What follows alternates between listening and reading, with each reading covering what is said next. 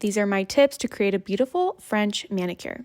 First, we want to make sure we choose a good base color for our client's skin tone and what type of look they are wanting. I usually have swatches of all of my bases so that I can hold it up to my client's hand. They can look, I can look, and we can kind of decide what would look best for their skin tone and for the French. In this case, the picture that she showed me, it had a little bit more of a pink hue to it, so I went with the Lightful base from American Creator.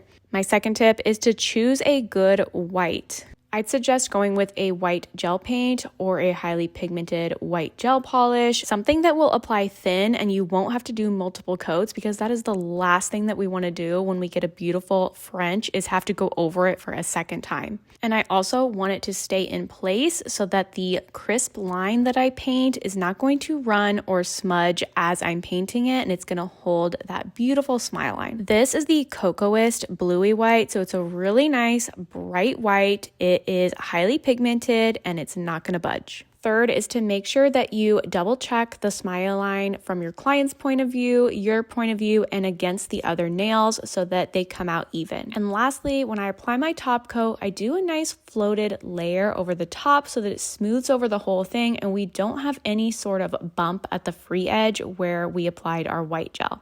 Hope these tips helped, and happy painting your French manicure.